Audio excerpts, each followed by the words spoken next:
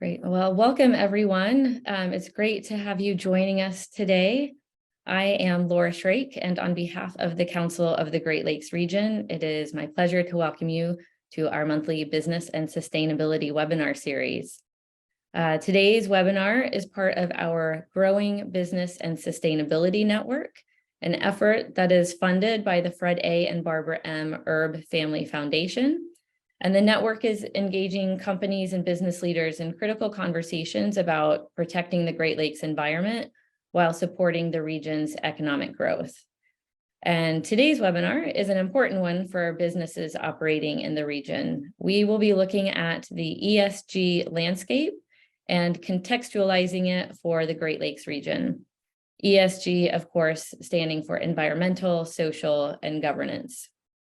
We will have time at the end of the webinar for questions, so please don't hesitate to put forward any questions you might have during the webinar in the Zoom Q&A box, which is down at the bottom of your screen. But since we will be contextualizing ESG for the Great Lakes region, I think it's important to share some quick facts about the economy and environment of the Great Lakes region to help set the stage. So to start with, the economic region encompasses 8 US states from Minnesota to New York and the 2 Canadian provinces of Ontario and Quebec. The region is home to 107 million people. And if the region was a country, it would be the 12th largest country in the world by population.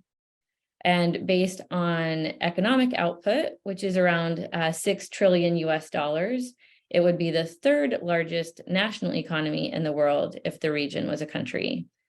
So without a doubt, it is the economic engine of North America.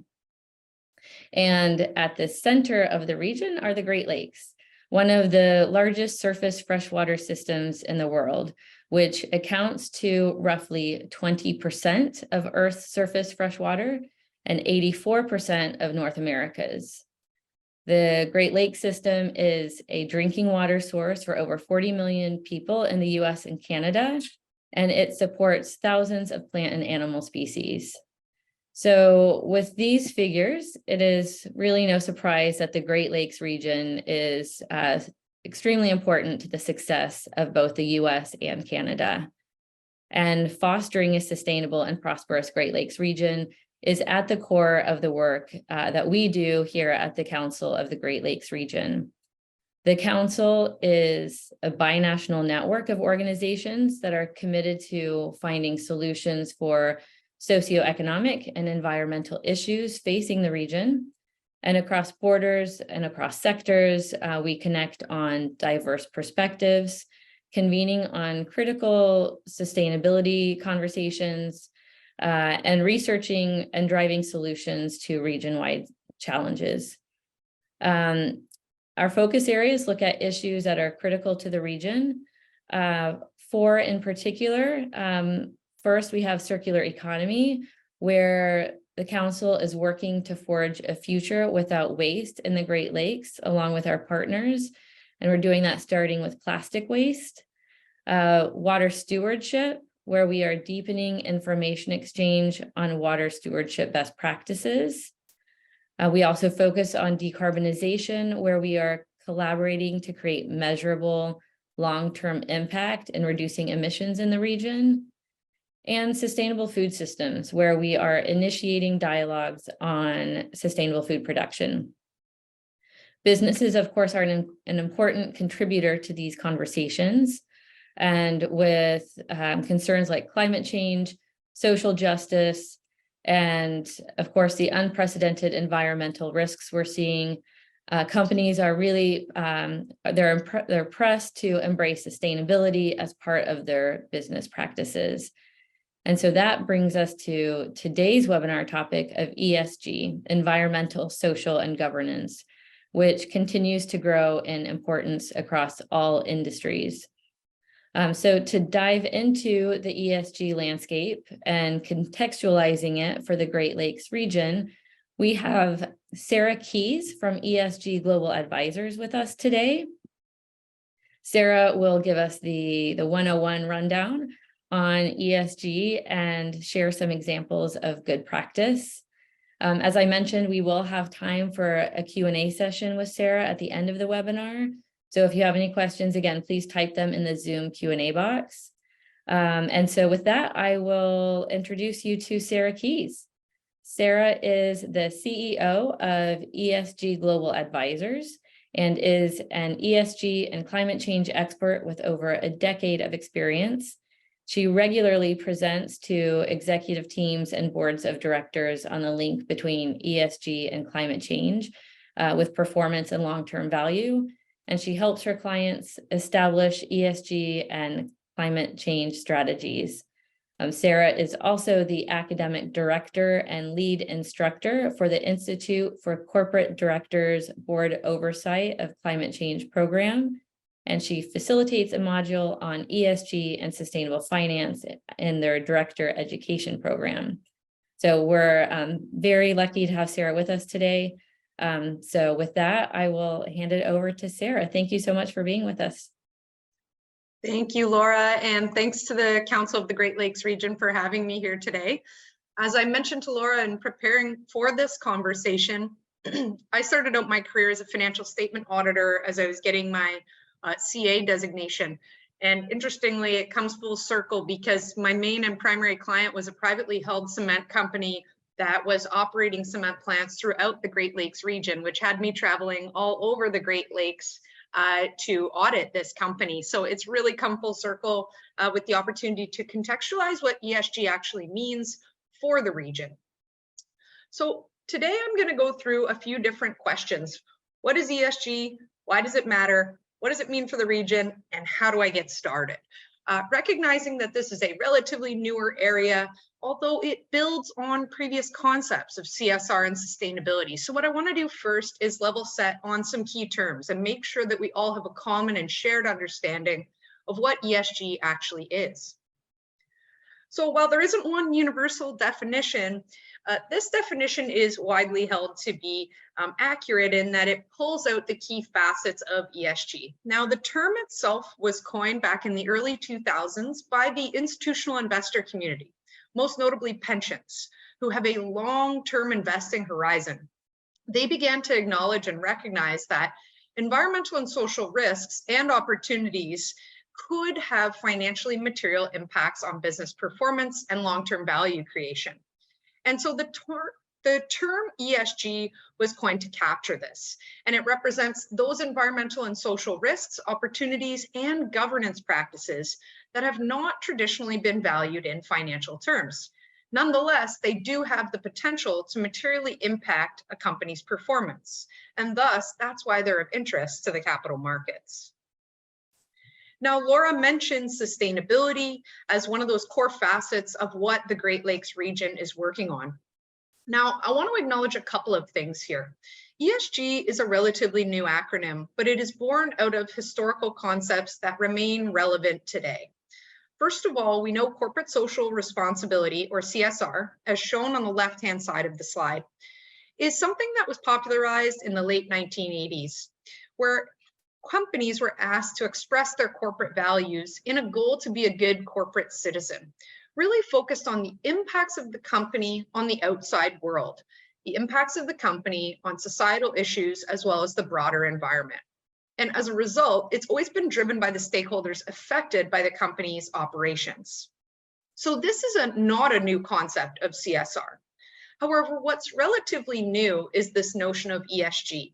The recognition in the capital markets that environmental and social risks, particularly if left unchecked or not managed, could actually impact corporate value over the short, medium, and long term. It's about translating the financial impacts of big environmental and social issues on the actual performance of the company. And that's why it's driven by financial stakeholders, because it takes an outside-in perspective, more of a financial materiality lens consistent with financial reporting. And sustainability is a very important umbrella term that encompasses the intersection of CSR and ESG. And it's really about the ability of our current generation and society and business to meet the needs that we have today, while also ensuring that future generations can meet those same needs. So I would argue that actually these two overlapping circles are continuing to converge. And over time, we're going to see more and more issues that were traditionally thought of as CSR become financially relevant in the domain of ESG. And when we talk about this notion of materiality, it's often the recognition that historically, we've really only been looking at the tip of the iceberg, financial performance and translating that into company value, whether public or private.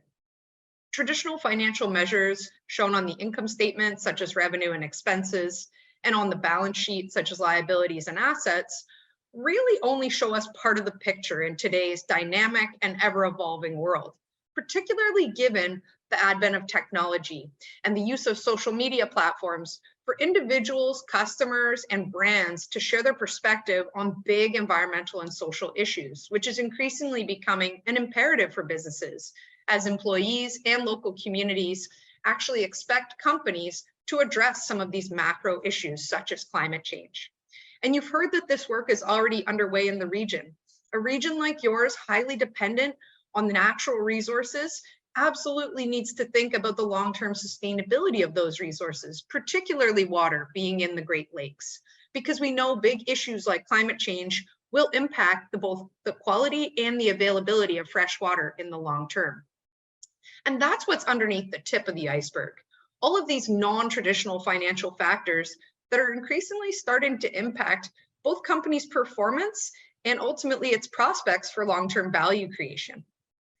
ESG is really focused on translating non-traditional factors such as emissions, supply chain, data security and privacy, and so on, into an understanding of how they could impact the performance of the company. And it thinks about short, medium, and long-term effects, but a materiality assessment gives an organization the opportunity to prioritize the critical few. What are the ESG risks and opportunities that have the highest potential to impact our performance and value creation? And if they were to occur, they'd be highly likely to take place. So we really look at that impact and likelihood measure in a traditional risk domain to assess ESG risks and opportunities. Because if they're financially material, they ought to be captured in our traditional enterprise risk management systems. So ESG is really seen as a whole set of non-traditional factors that are actually financially relevant, but haven't always been captured on the face of the financial statements by the capital markets. And so when we think about why the capital markets are driving this and recognizing that so many of your businesses may be private companies in the Great Lakes region and not subject to institutional investor pressure as listed companies are. Well, what we see is a trickle-down effect, and that's what I'm going to talk about today.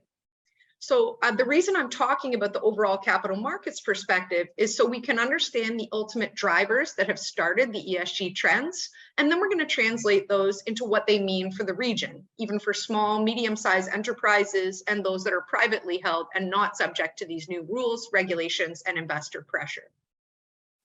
So when we see the eye-popping numbers around investors committing to responsible investment, we need to look under the hood to understand what are the investment approaches they're using to effect these policy objectives. So we created this diagram to help illustrate that there's no one-size-fits-all in how an investor may choose to approach responsible investment. There are a variety of different approaches which are shown on the screen here. And as you can see, it's really a spectrum, starting from valuation first and a focus on returns on the left-hand side, to more of a values-based approach, where impacts on environment and society are prioritized over market-level returns. And so investors typically use a mix of approaches, but the most commonly used one is actually ESG integration, and that's shown on the second from the left. That's the structured consideration of material, environmental, and social risks alongside traditional financial factors with a view to improve risk-adjusted returns in portfolios.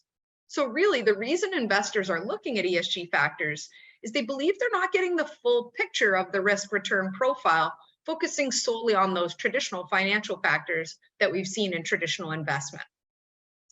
Now, what we often see and hear about in the media are the ones that start to employ values. And while these are increasingly important, it's also important to note for you as companies within the Great Lakes region that these are a smaller subset of the total assets under management. So in North America, we see institutional investors really seeking both to provide equity and debt to companies that perform well on ESG because they think it's going to improve their risk-adjusted returns. Whereas as we move into thematic and sustainability themed investing, impact investing, and even screening, this is where we're putting our values ahead of returns. In North America, this is a fairly small proportion of total assets under management. However, it's growing extremely quickly. And this is because of the intergenerational demand for these types of investment products. We're starting to see more and more investment in ESG thematic opportunities, particularly around the issue of climate change, such as funds dedicated to investing in low carbon products and solutions. But they're not willing to compromise on market returns. They're seeking both. But as we move to the far right, we can see impact investing is an investment intention to create a measurable positive sustainability impact. This could be environmental or social. And to do so, these impact investors are willing to accept below market returns to achieve those impact goals. And on the far right is screening, something that has historically been in place for guns, tobacco, and controversial weapons, but increasingly is expanding to include things like fossil fuel-free funds and best-in-class ESG performers. Screening approaches tend to put values first and will accept any resulting consequences on returns. So why is this important for you as the Great Lakes region? It's important to note that institutional investors who are investing in your company, whether through debt or through equity, and we'll talk about these different aspects, will be thinking about your ESG performance. And what this ultimately means is they're going to seek more and more information from companies that they provide capital to understand how you're identifying and assessing your most material ESG risks and opportunities, and what strategies you're putting in place to mitigate risks and capture those opportunities to enhance long-term value creation. So why is ESG important? Now that we've defined the terms and we understand what it means to us, I want to provide a short overview of key market drivers that have really put ESG front and center, both for companies and investors. Well, the first reason ESG has become important is that those traditional financial factors we used to invest based on are no longer reflective of what's really driving the value of our largest companies that are publicly traded. And shown on the slide here, you can see the evidence of this. Back in 1975, 83% of the S&P 500 companies had tangible assets driving the vast majority of their market value. Fast forward to 2020 and the inverse is true.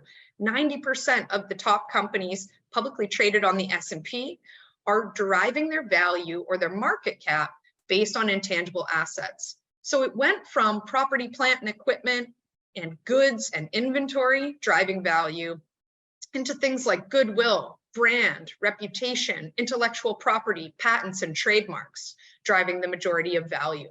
And in the 21st century, we can see that the convergence of intangibles driving the value of companies, coupled with the increased focus on environmental and social risks, means that a controversy or an issue related to an environmental or social factor can have immediate implications for market value if they go viral. And we've seen an example of this even with United Airlines pre-pandemic, where a doctor was on a flight and there was an overbooking issue. A number of people took their cell phones out and captured video footage, which went viral on social media. United Airlines lost $1 billion of market cap as a result of that significant ESG controversy. So there is new evidence to suggest that intangibles, coupled with a growing advent of increased ESG risks, could impact companies' values if these risks are left unchecked. And it's not just a topic that is relevant in Canada. This is a global conversation. And I would actually argue that North America is a little bit behind the curve relative to other parts of the world, such as Europe. And so we can see the evidence that environmental and social risks are starting to pose global financial stability concerns. And what you see on the slide here is from the 2023 Global Risks Report of the World Economic Forum. This report is produced annually, and they look at 5 dimensions of risk category: economic, environmental, geopolitical, social, and technological. And what they're trying to evaluate is what are the highest impact and likelihood risks to global financial stability. And what some of the key takeaways are from the World Economic Forum are important for you to hear is really around the fact that even over the next 2 years, 80% of the highest impact and severity risks are environmental or social. The cost of living crises that many of us are experiencing today is also a part of the broader ESG category of affordability. And companies do need to start to mitigate these affordability risks, particularly if they're financially material. For example, we see this as a key issue in the real estate sector. But secondly, we've seen that risks related to the failure to mitigate climate change could significantly undermine a company's value, particularly if there is no strategy in place. And that's because as we extend the time horizon from 2 years out to 10 years, we can quickly see that the most high impact, high likelihood risks in a 10-year horizon all become environmental and all connected to the issue of climate change. Even large-scale involuntary migration, important for the Great Lakes region with such a large population and economy, is connected to the issue of climate change. Communities can no longer stay in areas where they continue to experience such extreme weather that they cannot rebuild their core infrastructure. This is an important factor for the Great Lakes region to consider, because climate change issues are not to be looked at in isolation. They can impact every other ESG risk and opportunity that an organization faces. And so this is why we've really seen the ESG landscape explode over the last couple of years. It started with institutional investors, mainly pensions, focusing on thinking about ESG risks and opportunities in their equity research. But it has since expanded well beyond just public equities into fixed income and even private capital. For example, we've seen all of the major credit rating agencies, S&P, DBRS Morningstar, and Moody's, issuing clear guidance on how they're integrating ESG factors into their core ratings methodologies. It is now clear that ESG risks must be mitigated to not have a negative impact on credit ratings. This is important for private companies who rely on debt as a financing tool. In particular, we've seen that Moody's has published reports indicating that up to 33% of their annual ratings downgrades are directly linked to an ESG factor. So for those who issue debt, it's important to manage ESG risks to avoid any credit rating downgrades or impacts to your cost of capital. Secondly, we've seen a real focus on ESG by the major banks, all making commitments for net zero lending portfolios. Again, this implicates private companies. Even if you're not seeking public financing, if you are going to any of the major financial institutions in North America for new debt products, you may see a positive premium on your ESG performance. In fact, there's been a rapid growth of new pools of capital designed to help companies achieve their ESG targets. And these are called sustainable finance instruments. These include things like green bonds and sustainability-linked loans, where companies are actually given a financial incentive to exceed their ESG targets in their debt covenants to achieve a reduction in interest rate. And the reason the banks are doing this is because they've set their own targets for net zero lending. And so they're going to push issuers who are seeking funding increasingly to set greenhouse gas emissions targets and demonstrate how they're going to help the bank decarbonize their portfolio. If they can do it effectively, they can get a reduction in interest rate. And last I checked, a reduction in interest rate in today's capital environment is more than welcome. For those who do have publicly traded companies and listed equities, institutional investors will continue to place pressure, wanting better disclosure on ESG and climate change. And as I mentioned, this is not really something that's only limited to public equities, though it is a primary focus, but it has certainly started to find its way into fixed income. And as a result, we've seen the large financial and securities regulators put in place new rules for mandatory climate change disclosure. And I would surmise that this is the tip of the iceberg. We're starting to see the capital markets focus on climate, but this is the beginning, not the end. They'll start to increasingly focus on other environmental and social issues, things like human rights, diversity, equity, and inclusion, and biodiversity. So this is the start rather than the finish. And we've even seen the securities regulators put out new proposed mandatory climate change disclosure rules, both in Canada from the Canadian Securities Administrators and in the US from the Securities Exchange Commission, all with a belief that climate change poses systemic financial risks and it cannot be diversified away from. As a result, all organizations are being asked to disclose their emissions and set targets for reduction. And we can see why the pressure has grown.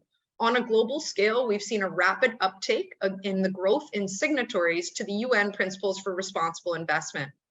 The PRI is considered the leading framework globally for an investor to signal they are committed to integrating ESG factors into their investment process.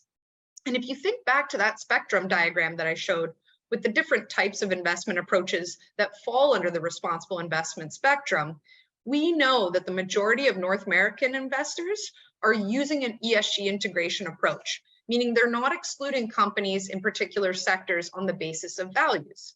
Why is this important for the Great Lakes region? Well, if we look at the economic composition, being manufacturing, auto, cement, and so on, we can see that all of these sectors are going to be pressured to both set emissions reductions targets and reduce them. Now, the other piece of the puzzle as to why this issue isn't going away is the demographics. We know that younger generations, particularly millennials and Gen Z, care about ESG and not only want to invest in alignment with their values, but they also want to work for organizations that have strong commitments to ESG imperatives, particularly on the issue of climate change. The annual Edelman Trust Barometer showed this. There is a clear expectation for business to lead the way, even ahead of governments and other institutions when it comes to addressing big societal and environmental challenges. And so what does this mean once these younger generations are not only in the workforce, where millennials currently are the largest generation in the workforce, but what happens when they start to inherit the intergenerational wealth transfer from their baby boomer counterparts? $30 trillion is expected to be transferred from boomers to millennials over the next few decades. And what are they going to do with this money? How will they personally invest? So now we're going away from the large institutions and thinking about the average person. Well, we know that 88% of high net worth millennials are already reviewing the ESG impact of their portfolios. And almost 90% of them expect their financial advisor to look into the company's ESG performance before even recommending an opportunity. And they're twice as likely as their boomer counterparts to say they don't want to invest in a company because of the negative impact of either their products or services on people and planet. Again, these trends are important because it means they're not only going to choose to work where it aligns with their values, but also how they invest for their retirement. And I mentioned earlier about sustainable finance, green bonds, sustainability-linked loans. These are some of the examples of the public commitments made by large financial institutions across North America. And I think it's really significant to note that these public commitments are now being delivered upon, and we're starting to see capital deployed toward companies that have credible climate change and ESG strategies. So it's important to note that going and accessing these new pools of capital requires a thoughtful approach. The banks have set up key frameworks to evaluate whether the issuer has actually done the process of assessing their most material environmental and social risks, developing a thoughtful and comprehensive strategy, and ultimately communicating on key targets for performance. It's those targets that will be used in the debt covenants for sustainable finance instruments. And so it's very important that organizations feel they can both achieve them, but also that they are sufficiently ambitious in order to access these new pools of capital from the large banks. Now, I've spoken quite a bit about climate change, and from Laura's introduction, you can see why this is such an important issue for the Great Lakes region and all of the companies operating therein. And that's because the net zero imperative is a massive global focus.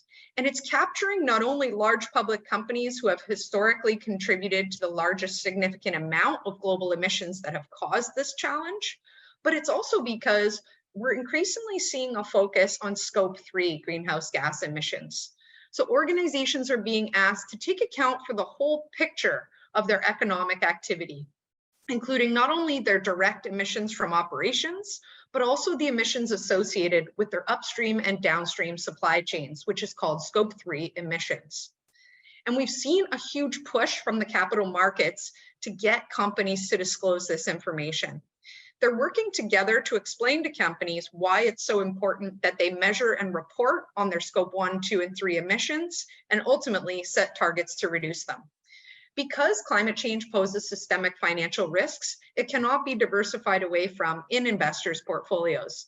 Thus, even not high emitting sectors or companies will still be asked to produce this information, because if we don't measure it, we can't manage it. There's been estimated that up to 90% of an entity's total emissions are found within its supply chain as opposed to its direct operations. Therefore, investors feel this information is material.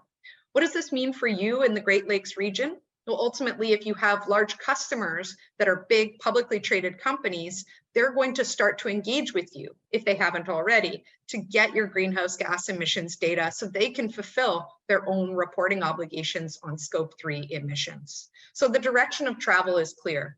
And the pace and scale around the issue of climate change is why we see capital markets initiatives and collaborations. We only have 7 years left to limit global warming to 1.5 degrees at our current annual business as usual emissions rate. This represents a significant gap as shown on the slide. And so it's very important that we address this gap and understand which companies are preparing for a lower carbon, more climate resilient economy in the long term.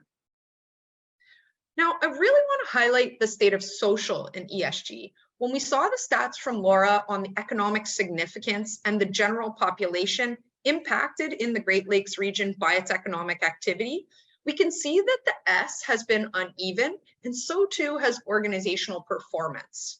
A lot of the focus on ESG has been on climate for the reasons that I shared just before this slide. That being said, a lot of what we've also seen is an over-focus on climate without considering the interconnectedness of social issues. And really, we're seeing a lot of momentum, both in Canada and the US, highly relevant for this region, which of course borders both countries, where we see that it's quite significant that getting table stakes right is essential to be able to attract, retain, and develop strong talent. And we know that human capital is one of the biggest drivers for the Great Lakes region. So organizations are actually starting to miss opportunities, not only for real world impact, but actually to pave the way on what is the state of social in ESG. How do we measure it, and what does good look like?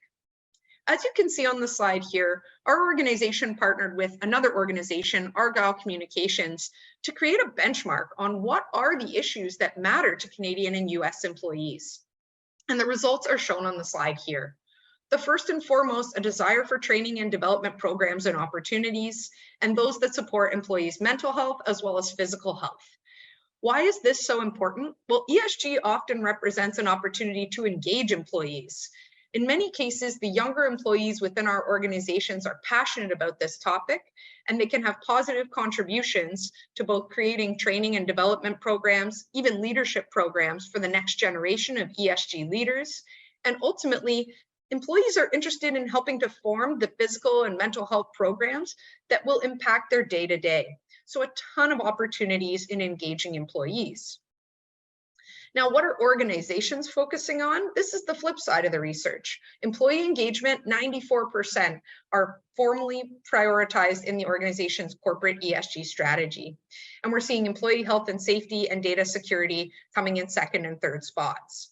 So again, a little bit of a disconnect and a mismatch if we don't think thoughtfully about how to manage physical and mental health issues in the context of employee engagement. But what we know for sure is that there's no going back from the social reckonings that have happened as a result of the global pandemic. We've seen a shift in societal values and priorities around defining the purpose of an organization beyond generating just a profit. And the reporting frameworks are finally coalescing toward global standards. In the absence of global standards, we've seen a patchwork of voluntary reporting frameworks being used by organizations to try and provide information to investors and other stakeholders. In late 2021, we saw the establishment of the International Sustainability Standards Board by the IFRS Foundation, which sets global accounting standards for over 190 countries, including Canada. The ISSB is tasked with creating a global baseline for sustainability reporting by companies to their investors. And in March of 2022, they opened the first ever consultation on their first two standards, IFRS S1, which outlines general requirements for reporting on sustainability-related financial information, and IFRS S2, focused specifically on the issue of climate-related financial disclosure. What's important here is this is the beginning, not the end, yet again. We see that the ISSB has a series of work plans set out for the next year, which include tackling standards on topics such as human rights, human capital management, and biodiversity. So we can expect a full suite of IFRS sustainability reporting standards to be developed by the ISSB. And what does this mean? The good news is that they have harmonized around two of the leading reporting frameworks used by companies to provide information to investors and other capital markets stakeholders. The first being the Sustainability Accounting Standards Board, or SASB, and the second being the Task Force on Climate-Related Financial Disclosure, or TCFD.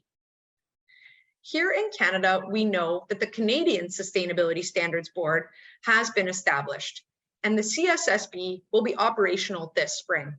They have a dual mandate.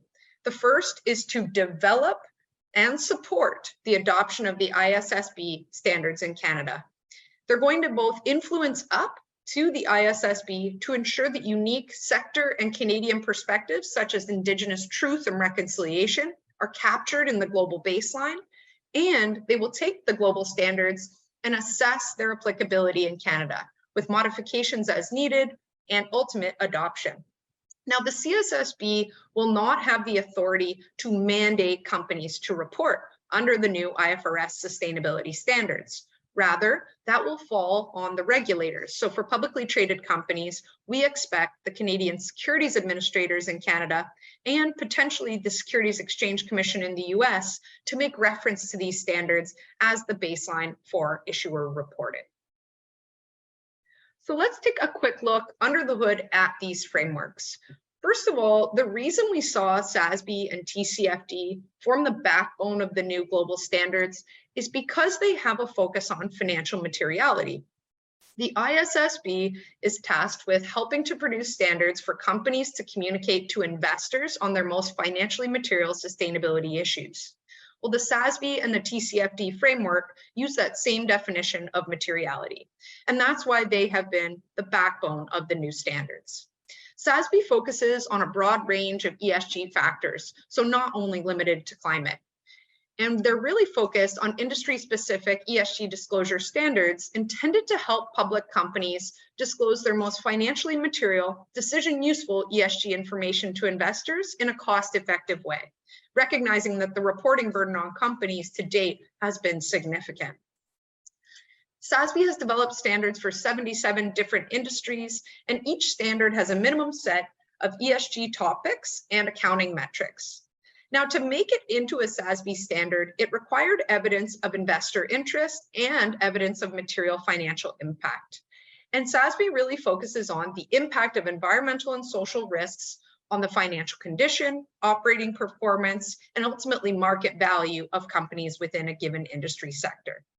And because they're so supported by the capital markets on a voluntary basis, that's why they have now been incorporated as a key source for the international standards being developed. The second and complementary framework is the TCFD. This one is specifically focused on climate change, and it can be used in conjunction with the SASB standards. And that's why we see these two frameworks becoming the backbone of the global ISSB standards. Because again, we have a financial materiality lens. The whole goal behind the TCFD recommendations was to provide the capital markets with critical information to price climate risk. There were concerns about global financial stability without this information. We've seen TCFD support explode over the last 2 years, increasing by over 50% in 2022 alone. And the strong market support for TCFD has been signaled by the securities regulators. Both in Canada and the US, the CSA and the SEC have referenced the TCFD framework as the foundation for their new proposed mandatory climate change disclosure rules. Again, what does this mean for you in the Great Lakes region?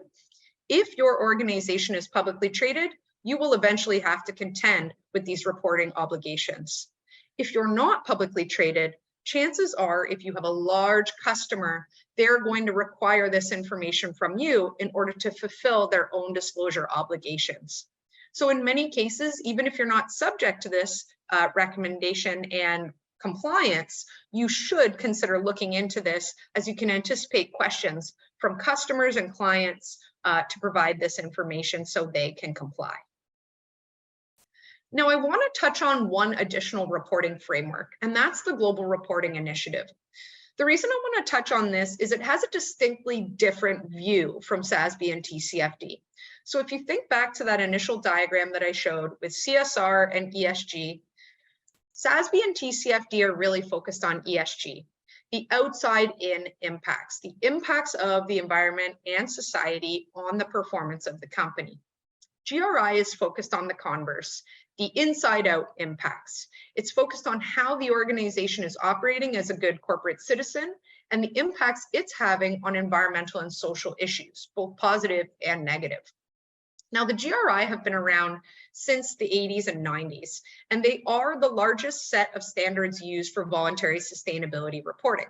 Over 70% of the Fortune 500 companies globally are either using or referring to the GRI standards, but it has a broad stakeholder focus. So this is not one of the backbone standards for the new ISSB framework, but it is going to be a collaborative relationship between the GRI and the ISSB as we expand to think about not only the outside-in impacts, but also the inside-out impacts. And we can see that while GRI has been steadily used by the largest S&P Global 1200, it's SASB and TCFD that have emerged over the past couple of years, really focusing on matching that mounting demand for investor-relevant ESG information. And so the cumulative annual growth rate is significant for SASB and TCFD, whereas GRI is somewhat staying the course. But again, different focus audiences, different objectives. Okay, so the last key takeaway I want to leave you with here on the ESG reporting frameworks and disclosure trends is all about different standards are for different audiences. And so you really want to figure out who you're trying to communicate to. We've seen a shift from voluntary to de facto mandatory to now regulation, with significant market support for SASB and TCFD. And the global alignment and push for sustainability reporting standard setting shows why we see so much market support for the ISSB. And in Canada, we can expect to see the Canadian Sustainability Standards Board start on their work once the ISSB publishes the final IFRS S1 and S2 standards in June of this year. So now let's talk in a little bit more detail why ESG is so important for the Great Lakes region. We wrote an article and a thought leadership piece in anticipation of this webinar. So I'm going to touch on 5 key areas that we know are important for businesses in the region to pay attention to. And I think Laura's introduction did such a good job of highlighting why this is so important. The first is the economics of the region actually depend on the environment and natural resources. There continues to be pressure to address things like agricultural runoff, plastics, and even remediating key areas of concern. We also know that climate change is one of the biggest threats to water availability and quality, either too much water or not enough of it. Coupled with sprawling development, we can see that companies are highly dependent on natural resources, particularly water, in the Great Lakes region to continue to grow over time. Now, on the social side, we also see competition for skilled talent, and companies globally are having challenges keeping pace. And skills and talent required in a rapidly changing economy are really going to look different than they did historically. So if you think about the global war for talent, companies really need to articulate their ESG vision to attract and retain these skilled employees, particularly when they're coming from millennial or Gen Z generations. We also know that the Great Lakes region does have critical aging infrastructure. Now, with public debt skyrocketing, if we don't adopt alternative approaches to planning, procuring, and financing the infrastructure in the Great Lakes region, we will continue to see competitive headwinds. The core infrastructure is essential for businesses like yours to be able to deliver its products and services and operate efficiently and effectively. Coupled with the issue of climate change, critical aging infrastructure could pose serious challenges to operations as we see the increasing frequency and severity of extreme weather events continue to rise. Of course, cross-border issues are so important, and particularly thinking about the different dynamics in Canada and the US in terms of policy and regulation and a focus on ESG and climate change. So if the binational Great Lakes region is to compete, we really need to be thoughtful about expanding ports of entry and border management systems. Canada has a national carbon price, the United States does not. Are there critical issues that need to be considered for companies operating on both sides of the border in the Great Lakes region? And last but certainly not least is public health and safety and emergency management. Again, in the face of increasing storms from frequency and intensity due to climate change, more coordination is going to be needed among regional, state, and even local counterparts to actually build adaptation to the physical impacts of climate change. And again, this ties back to both critical aging infrastructure and cross-border issues, the need to work together beyond certain boundaries. So the last piece that I want to leave you with before we turn to questions is just some key takeaways for you as businesses. First and foremost, the ESG reporting and disclosure landscape will have implications for both public and private companies operating in the region. Of course, if you're a public company, you will be increasingly exposed to these new reporting standards and mandatory rules. And they're all focused on providing consistent and comparable disclosure for investors. But what gets measured gets managed. So please don't think that the reporting is the only exercise. Once it has been measured, public companies will continue to face pressure from their investors to set targets to reduce things like greenhouse gas emissions. And as I mentioned earlier, this is where private companies will start to get caught in the supply chain of large publicly traded customers. Eventually, private companies will be asked to produce their own emissions to their large public company customers because they're going to have to report on their scope 3, which dives into their supply chain. So it's important for you as a private company to pay close attention to who are those top customers, both today and who we want in the future, and what pressure are they going to face from their own investors and customers, and what information are they going to require from us in order to do business with them on an ongoing basis. And so I want to leave you with a 3-step process to get started. So the first thing is starting with the materiality assessment. Then you can move into developing a fit-for-purpose ESG strategy linked with your own corporate objectives and priorities. And the output is producing a report or disclosure. Many organizations start at step 3, but I would argue that step 3 is actually just the hook for a meaningful conversation amongst management and the board. So each of these processes involves a variety of steps, and this is going to be just a key takeaway for you as these slides will be shared subsequent to today's webinar. In conducting a materiality assessment, it's really forming the foundation for ESG reporting. The goal of a materiality assessment is to identify, assess, and prioritize the most relevant ESG risks and opportunities to the organization. It's based on the ESG factors that are inherently of interest both to providers of capital, such as debt and equity, but also other stakeholders, such as employees and local communities and customers. So it's important to look at the entire universe of issues, and we often see stakeholder engagement as a key input to a materiality assessment. But we also see things like new regulations, reports, and even sector-specific guidance being other key inputs that set the bar in terms of where the industry is going with respect to ESG. Peers' ESG disclosure and performance is often a useful input in this regard. And then there is an assessment of the potential impact and the likelihood of these ESG factors. And it's very important that you engage with your leadership team on this topic to ensure that there's buy-in and consensus on the priority factors for the company. Why? Because then you build your ESG strategy based on those critical few ESG risks and opportunities that could impact the financial performance of your company.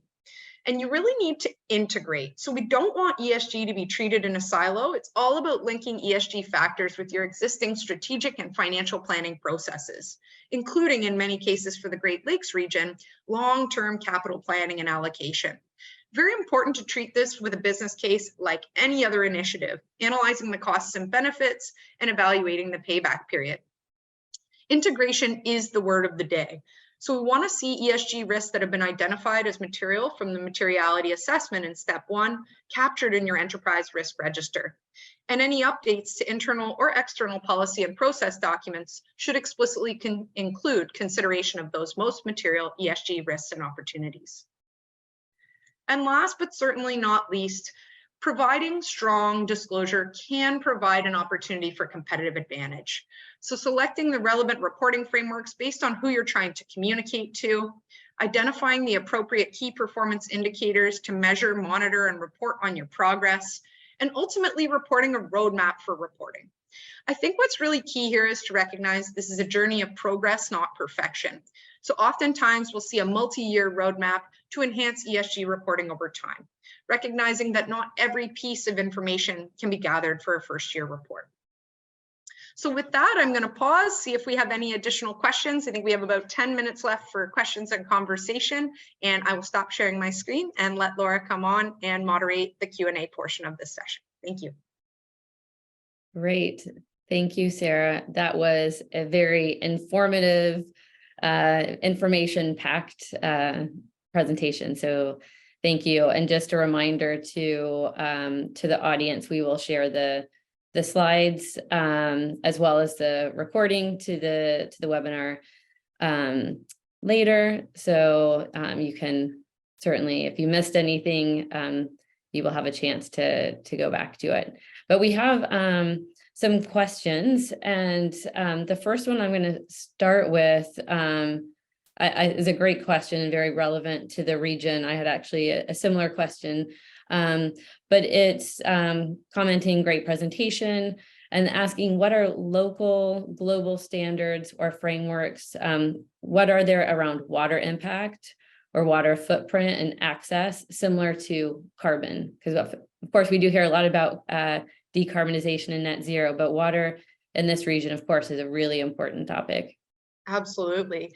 I think water is significantly less understood than climate, in the sense of climate can be boiled down to one single measure. And that's why I think this is such a good question. You know, we can universally measure greenhouse gas emissions, but water, to this question, can be both localized and global. It is not as well developed. There are a few tools out there. We see the research and ratings agencies providing more information on companies' water consumption and water reliance to investors. We also see things like the World Water Atlas being used as a macro perspective to understand water risk profiles in different regions of the world. One of the things I would point our listeners to in this regard is the conversations that are happening around natural capital, because that's really what we're talking about when we talk about both impacts on and dependencies on water. And so the work being done by the Capitals Coalition and the Natural Capital Protocol is a really useful starting point and a process and framework for measuring your exposure to water-related risks. And so I would encourage our listeners to go to that resource. That's great, thank you. And let's see, next question is, how do you see carbon voluntary market playing a role for companies looking to become net zero emissions?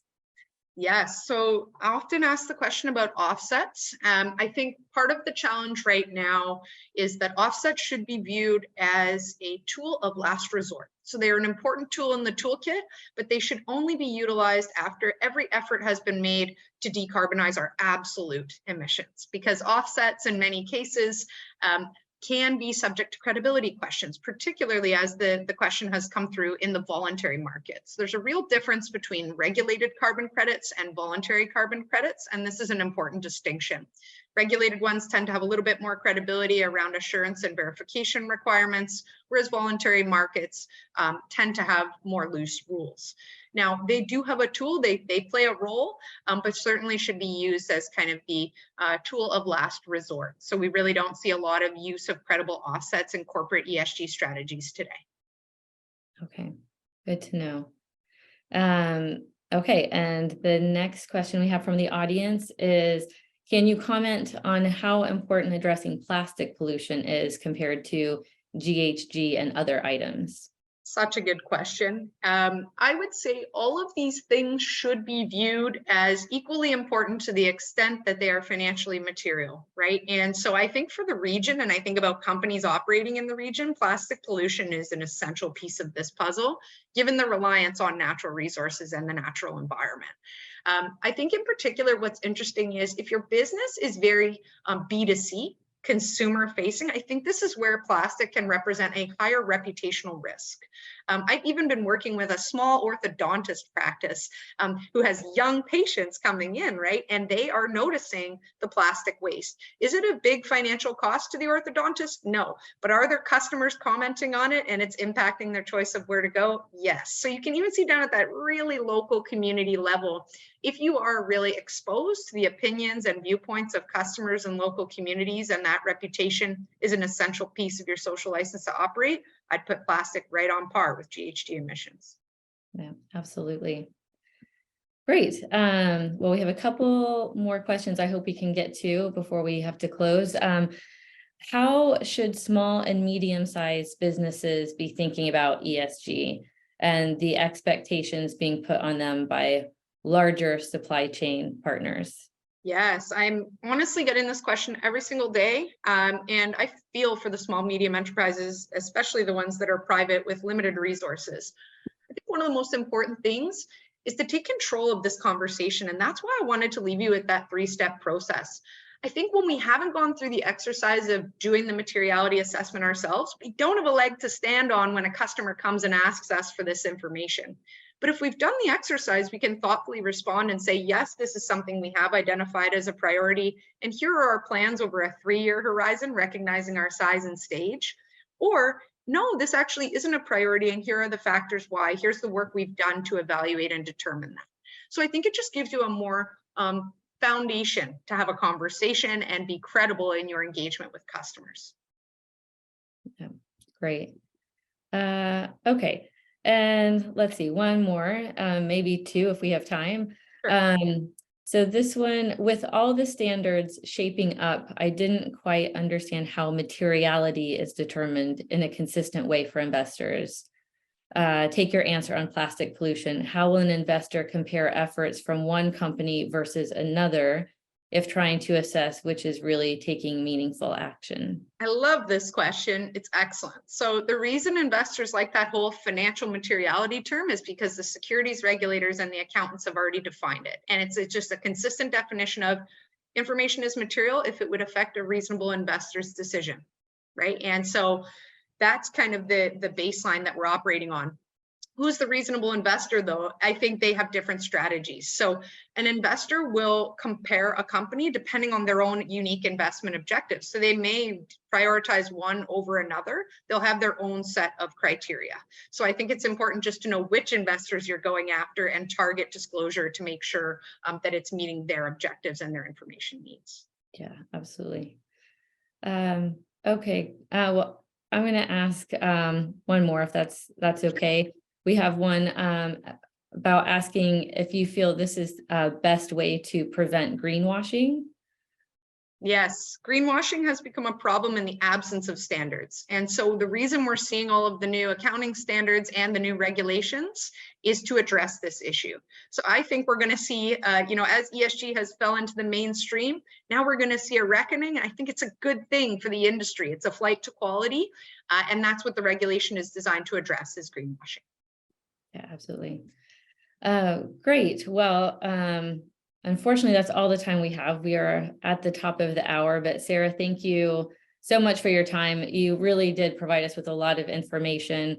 So we will share the link to the webinar with our audience, and also will that thought leadership article that you mentioned that you wrote in advance of this webinar, we'll share that link with the audience as well when that email goes out next week. So thank you for sharing your expertise with us. It's very much appreciated. And certainly thank you to the audience who attended today and contributed with your questions.